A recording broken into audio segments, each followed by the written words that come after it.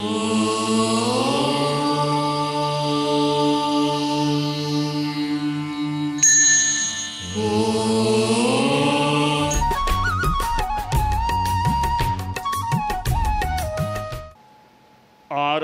वाङ्मय में कहा गया है,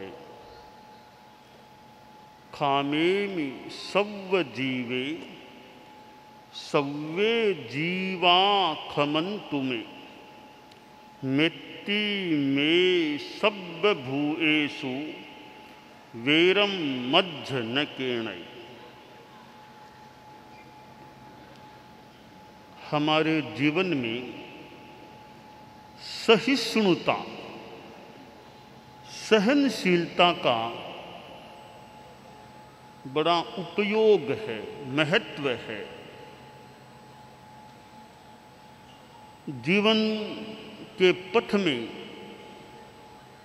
आरोह अवरोह आ सकते हैं, कठिनाइयाँ भी आ सकती हैं और अनुकूलताएं भी आ सकती हैं। कोई अपमान कर देता है, निंदा कर देता है, कोई सम्मान भी करता है। ऐसी द्वंद्वात्मक स्थितियां, अपमान, सम्मान, निंदा, प्रशंसा, सुख दुख हमारे जीवन में आ जाती हैं, आ सकती हैं। इनमें सहिष्णुता रखना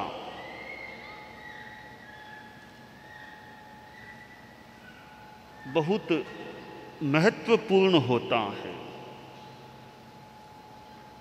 कोई हमें अपशब्द बोल दे, कठोर भी बोल दे, तो भी हम शांति रख सकें, सहन कर सकें।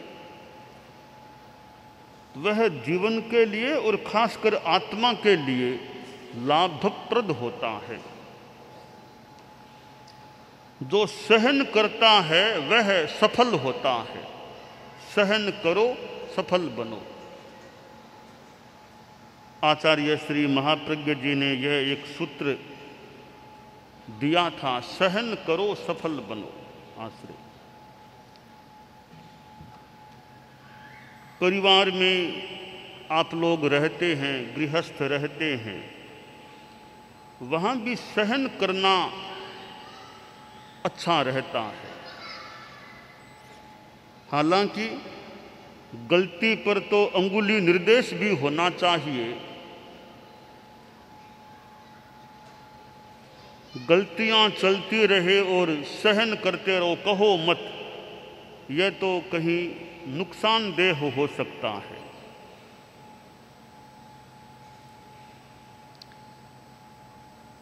परिवार में, पारिवारिक जीवन में एक दूसरे को सहना चाहिए, एक दूसरे को सहना चाहिए।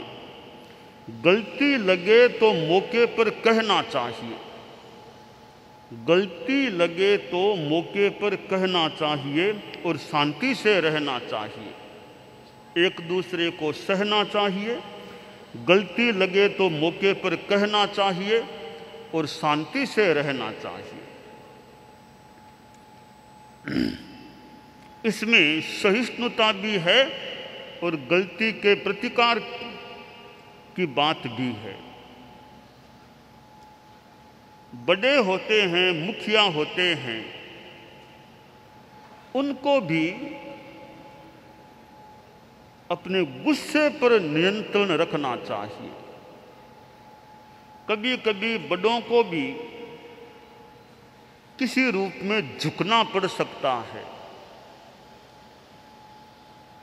अपने परिवार को, संगठन को ठीक रखने के लिए कहीं कहीं औचित्य के अनुसार बड़ों को भी झुकना पड़ सकता है। छोटे तो झुकते हैं, हालांकि कई बार छोटे भी नहीं झुकते हैं, वो भी अड़ जाते हैं। छोटे मान लो उनका तो झुकना एक कर्तव्य भी है, पर बड़ों को भी कभी कभी किसी रूप में औचित्य के साथ झुकना चाहिए।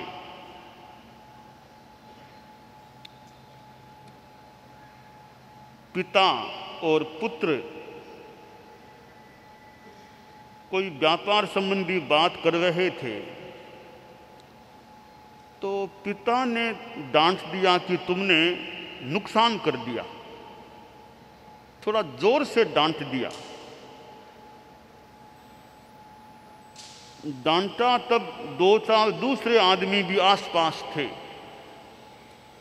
तो पुत्र के मन में गांठ बन गई कि मुझे डांटा भी जोर से, 2-4 अन्य लोगों के सामने डांट दिया। मन ही मन नाराज हो गया पिता से और मां के पास गया।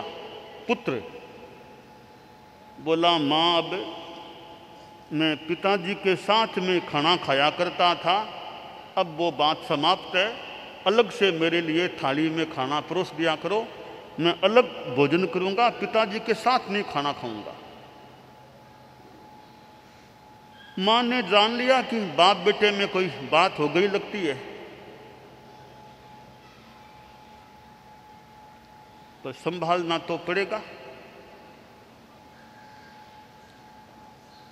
तो मां ने उसके पिता से कहा कि क्या हो गया, आज आपस में कोई बात हो गई थी क्या?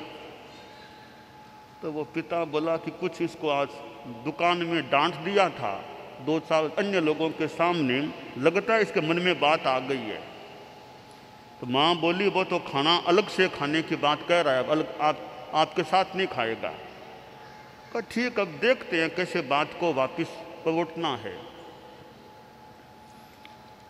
भोजन का समय हुआ, लड़का आया तो मां ने उसके लिए पहले अलग खाना थाली में परोस दिया कि लो बेटा खाओ। आंगन में बैठा था लड़का, थाली सामने थी, भोजन परोस दिया गया था, लड़का हाथ धो रहा था, पिता सामने कमरे में बैठा था।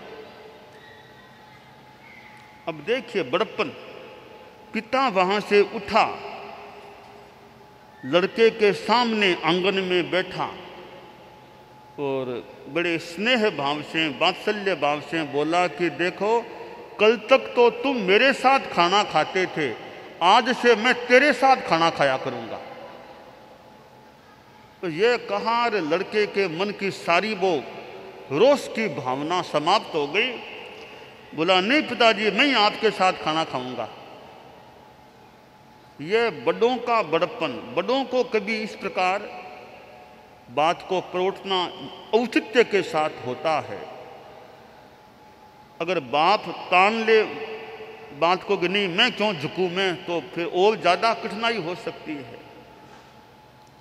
2 आदमी हैं रस्सी को पकड़े हुए, एक इधर के किनारे से खींचता है, दूसरा उधर के किनारे से खींचता है। रस्सी बीच में टूट गई तो दोनों संभवतः पड़ेंगे। 2 आदमी रस्सी खींच रहे हैं, एक ढील छोड़ दे, एक ताने तो तानने वाला गिरेगा, ढील छोड़ने वाला खड़ा रह जाएगा। दोनों ही ढील छोड़ दें, दोनों ही खड़े रहेंगे, कोई नहीं गिरेगा, संभव है।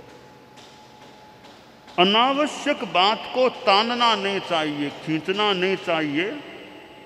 कहीं कोई बात को मान लो तानना पड़ जाए, व्यवहार में हर किसी बात को अनावश्यक, जिसमें लाभ भी नहीं नुकसान हो, बात को खींचना तानना नहीं चाहिए। तो संस्कृत में कहा गया, कनिष्ठम कर ही चित ज्येष्ठ है, कदाचित्तम कनिष्ठ कहे, सहेत शुद्धिया शांत सहवासस्य हेतवे। कभी छोटे को बड़ा सहन करे, कभी बड़े को छोटा सहन करे। यूं एक दूसरे को सहन करने से शांतिपूर्ण साथ में रहना हो सकता है। क्षमा करने वाला बड़ा होता है। क्षमा वीरस्य भूषणम, क्षमा वीर आदमी का आभूषण अलंकरण होता है।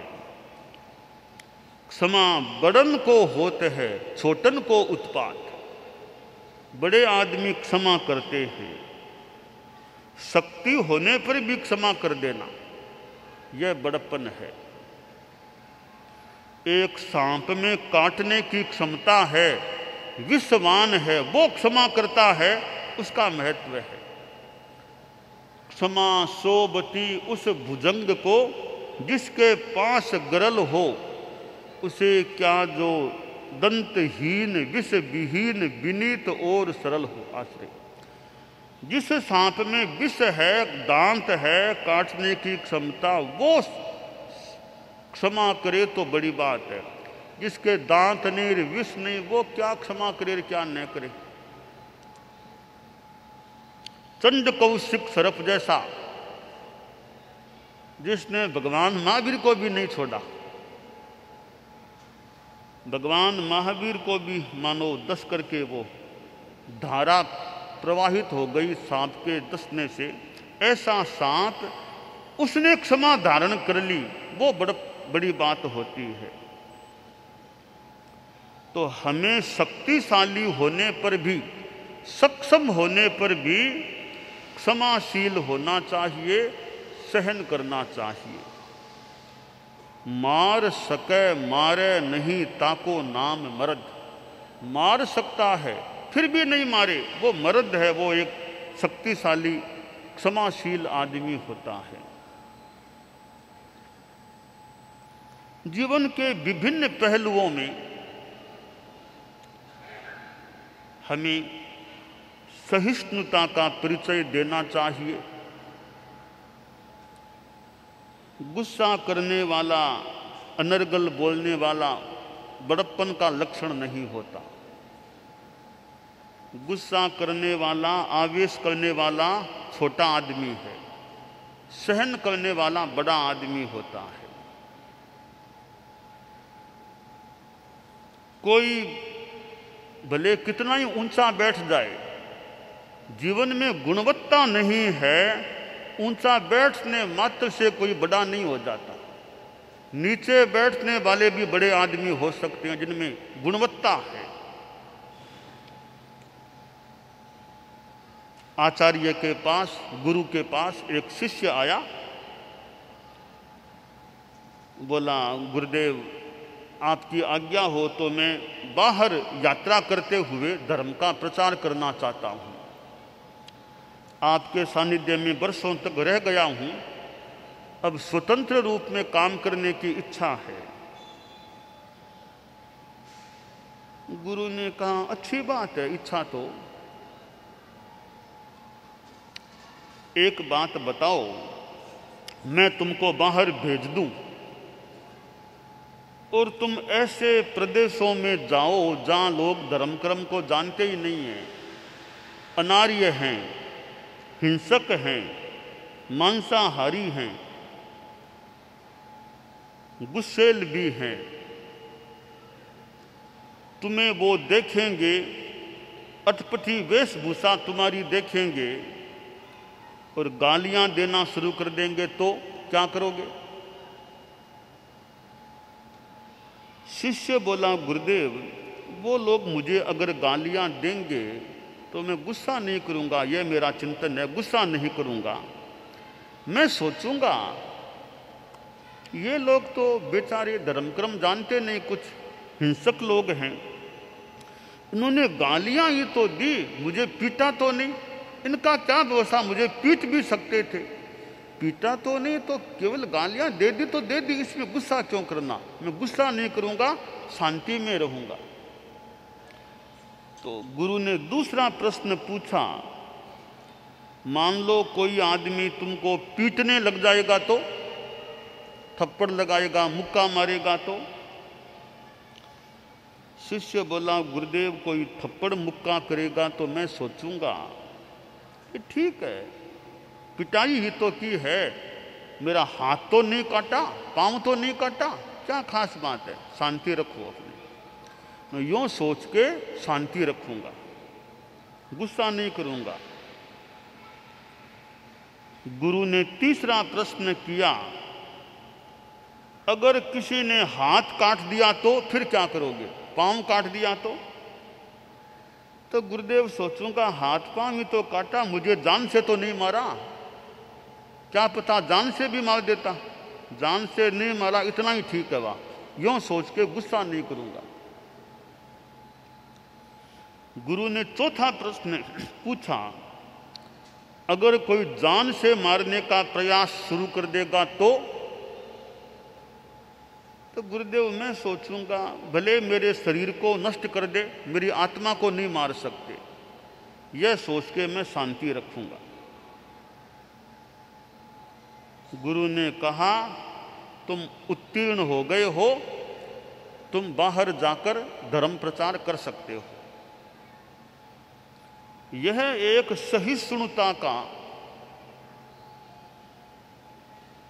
दृष्टांत है या उदाहरण है कि कैसे एक परिस्थिति को दूसरी बड़ी परिस्थिति की तुलना में छोटा मान करके सहन कर लेना। सहन करो सफल बनो। अगर हम सहन कर लेंगे तो सामने वाला भी फिर ढीला हो जाएगा, यानी शांत हो जाएगा, ऐसी आशा प्राय की जा सकती है। उधर वो बोला, इधर हमने वापस बोलना शुरू कर दिया तो बात आगे बढ़ सकती है। संस्कृत में कहा गया, अत्रिणे पतितो वह्निः स्वयमेवोपशाम्यति। घास फूस जहां नहीं है वहां आग पड़ेगी, अपने आप बुझ जाएगी। घास फूस में आग पड़ेगी तो प्रज्वलित हो जाती है। तो हम घास फूस न बने उस संदर्भ में बिना घास फूस की जमीन की तरह रहें, सामने वाले का गुस्सा भी थोड़ी देर में शांत हो जाए। जीवन में विरोध संघर्ष भी आ सकते हैं। परम पूज्य आचार्य भिक्षु के जीवन में विपरीत प्रतिकूल स्थितियां आई। किसी ने कुछ कह दिया तो कह दिया, मौका हो तो तरीके से जवाब दे दें, वह भी मौका नहीं हो तो अपनी शांति रखें, कुछ नहीं बोले। आचार्य भिक्षु को तो यहां तक कह दिया गया, मैं उस घटना का भाव बताना चाहूंगा। उधर देसूरी घाणीराव, उधर राजस्थान में एक व्यक्ति मिला, भिक्षु स्वामी से कहा, आप तुम्हारा क्या नाम? कहा भिखन। अरे भिखन हो तुम? बहुत बुरा हुआ, सवेरे सवेरे तुम्हारा मुंह देख लिया, मुझे नरक में जाना पड़ेगा। कितना अपमानजनक वाक्य है कि तुम्हारा मुंह देख लिया सवेरे सवेरे, इसलिए नरक में जाना पड़ेगा। स्वामी जी ने सुन लिया। हम भिक्षु स्वामी को श्रद्धा से स्वामी जी कहा करते हैं। स्वामी जी ने सुन लिया, वे तो गुरु थे, तो गुरु तो साथ में ज्ञान भी देता है, मौका होने पर सहन तो कर लें, तो साथ में उसका भी तो कल्याण हो, उसको भी सद्बुद्धि मिले, तो गुरु ज्ञान भी देने का प्रयास कर लेते हैं यथा अवसर। स्वामी जी ने कहा, भैया सवेरे सवेरे कोई तुम्हारा मुंह देख ले तो कहां जाता है, मेरा मुंह कोई देख ले सुबह सुबह तो वो तो स्वर्ग में या मोक्ष में जाएगा। बड़े गर्व से बोला। अब स्वामी जी को ज्ञान भी तो देना, हम यूं माने ज्ञान भी देना। तो आचार्य भिक्षु ने कहा, भैया यह मेरा तो सिद्धांत नहीं है कि किसी का मुंह देखने मात्र से नरक या स्वर्ग मोक्ष मिल जाए। तो तुम्हारे सिद्धांत, तुम्हारे विचार को अगर सामने रखें तो मैंने तो सवेरे सवेरे आज तुम्हारा मुंह देखा है, तो मुझे तो तुम्हारे हिसाब से स्वर्ग या मोक्ष मिल जाएगा। अब तुमने मेरा मुंह देखा, तुम्हें क्या मिलेगा वो तुम जानो, मुझे तो स्वर्ग या मोक्ष मिल जाएगा तुम्हारे हिसाब से। अब सामने वाले को ऐसा उत्तर दे दिया, ऐसी बात कह दी, आगे क्या बोले? नरक तो उसके लिए तैयार हो गई फिर उसके हिसाब से। अगर यहां आवेश आ जाए, गुस्सा आ जाए, वापिस कुछ सुना दिया जाए तो झगड़ा हो सकता है। आदमी को बेकार झगड़ा नहीं करना चाहिए। राड़ आड़ी बाड़, राड़ में बेकार नहीं पड़ना चाहिए। नरक दर्शन से तुम्हारे भिक्षु ने सुन स्मित बदन, क्या मधुर उत्तर दिया उस पर करें हम सब मनन। तो कटु बात सुनने को मिल जाए तो भी हम तो वापिस मधुरता फेंकें, मधुरता दें। ईंट का जवाब पत्थर से और ईंट का जवाब फूलों से। अलग अलग नीतियां हैं, कौन किस समय क्या जवाब देता है। तो सारांश की बात है, हमें अपने जीवन में सहिष्णुता, क्षमा का अभ्यास रखना चाहिए। कठिनाई को भी शांति से झेलना चाहिए।